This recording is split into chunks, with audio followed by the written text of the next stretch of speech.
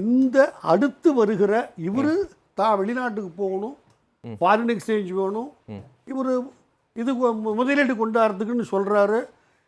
100க்கு 100 திமுககாரர் இன்னைக்கு இருக்கிற இதுக்கு ஒரு பொலிட்டிக்கல் அனலிஸ்டில் மிக மூத்தவர், தொடர்ந்து திமுகவை ஆதரிக்கிறவர் டாக்டர் காந்தராஜ் சொல்கிறாரு, நீங்கள் போகிற இடம் தப்பு, உங்கள் வியாதிக்கு அங்கே மருந்து கிடையாது இருக்குது.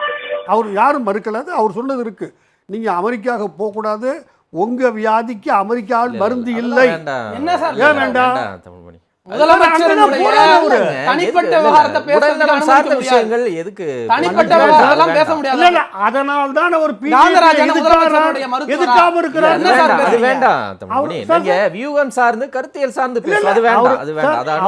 உடல்நலத்தை பத்தி நான் எதையும் சொல்ல, வைத்தியம் பண்ணிக்க போறாருன்னு சொல்றேன்.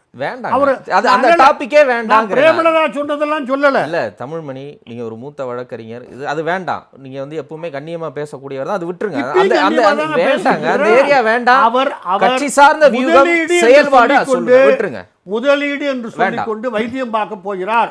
அதனால்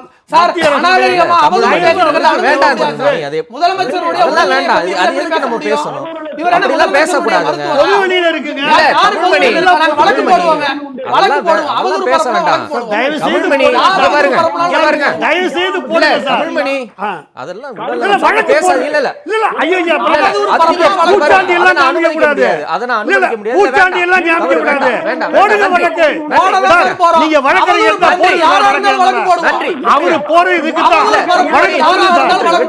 நன்றி விட்டுங்க.